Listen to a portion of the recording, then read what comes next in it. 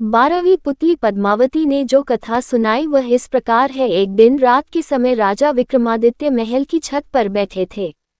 मौसम बहुत सुहाना था। पूनम का चांद अपने यौवन पर था तथा सब कुछ इतना साफ साफ दिख रहा था मानो दिन हो।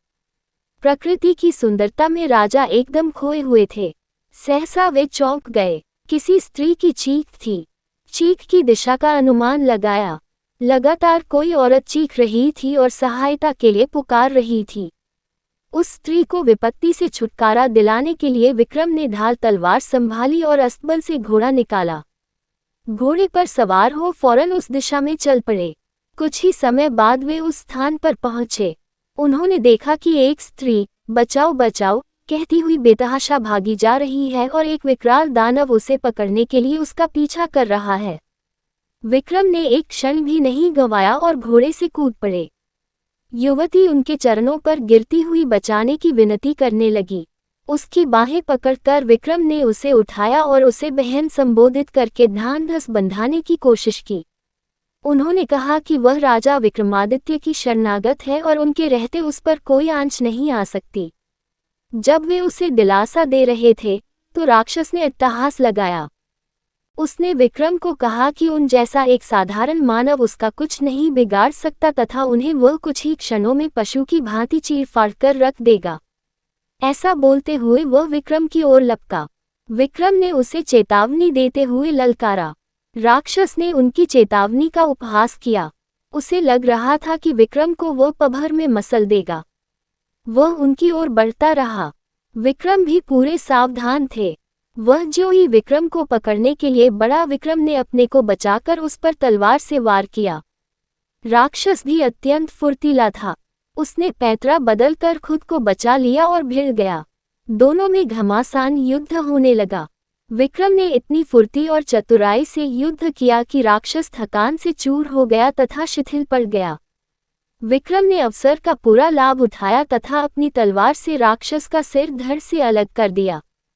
विक्रम ने समझा राक्षस का अंत हो चुका है, मगर दूसरे ही पल उसका कटा सिर फिर अपनी जगह आ लगा और राक्षस दोगुने उत्साह से उठकर लड़ने लगा।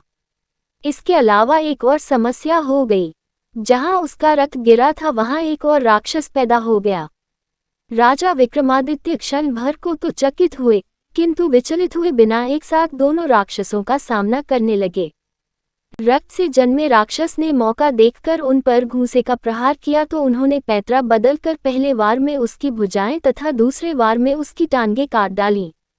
राक्षस असह्य पीड़ा से इतना चिल्लाया कि पूरा वन गूंज गया। उसे दर्द से तड़पता देखकर राक्षस का धैर्य जवाब दे गया और मौका पाकर वह सिर पर पैर रखकर भागा। चूंकि उसने पीठ दिखाई थी, इसलिए विक्रम ने उसे मारना उचित नहीं समझा। उस राक्षस के भाग जाने के बाद विक्रम उस स्त्री के पास आए तो देखा कि वह भय के मारे कांप रही है। उन्होंने उससे कहा कि उसे निश्चिंत हो जाना चाहिए और भय त्याग देना चाहिए, क्योंकि दानव भाग चुका है। उन्होंने उसे अपने साथ महल चलने को कहा ताकि उसे उसके माँ बाप के पास पहुंचा दे। उस स्त्री ने जवाब दिया कि खतरा अभी टला नहीं है, क्योंकि राक्षस मरा नहीं। वह लौट कर आएगा और उसे ढूंढकर फिर इसी स्थान पर ले आएगा। जब विक्रम ने उसका परिचय जानना चाहा, तो वह बोली कि वह सिन्हुल द्वीप की रहने वाली है और एक ब्राह्मण की बेटी है। एक दिन वह तालाब में सखियों के साथ नहा रही थी, तभी राक्षस ने उसे देख लिया और मोहित हो गया। वहीं से वह उसे उठाकर यहाँ ले आया और अब उसे अपना पति मान लेने को कहता है। उसने सोच लिया है कि अपने प्राण दे देगी, मगर अपनी पवित्रता नष्ट नहीं होने देगी। वह बोलते बोलते सिसकने लगी और उसका गला रुंध गया। विक्रम ने उसे आश्वासन दिया कि वे राक्षस का वध करके उसकी समस्या का अंत कर देंगे और उन्होंने राक्षस के फिर से जीवित होने का राज पूछा। उस स्त्री ने जवाब दिया कि राक्षस के पेट में एक मोहिनी वास करती है जो उसके मरते ही उसके मुंह में अमृत डाल देती है। उसे तो वह जीवित कर सकती है, मगर उसके रक्त से पैदा होने वाले दूसरे राक्षस को नहीं, इसलिए वह दूसरा राक्षस अपंग होकर दम तोड़ रहा है। ये सुनकर विक्रम ने कहा कि वे प्रण करते हैं कि उस राक्षस का वध किए बगैर अपने महल नहीं लौटेंगे, चाहे कितनी भी प्रतीक्षा क्यों न करनी पड़े।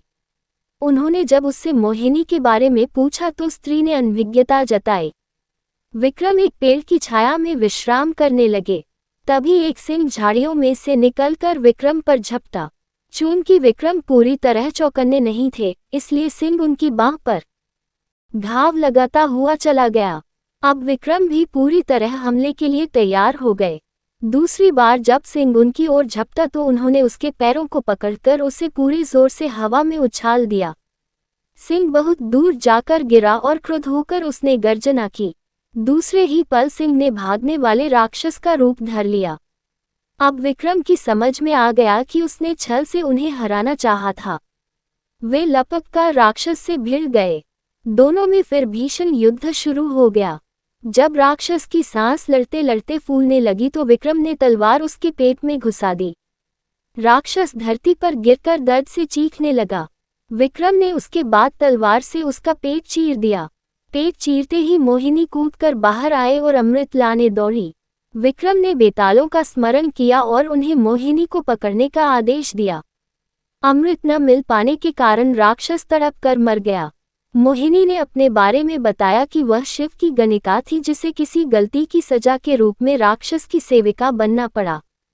महल लौटकर विक्रम ने ब्राह्मण कन्या को उसके माता पिता को सौंप दिया और मोहिनी से खुद विधिवत विवाह कर लिया।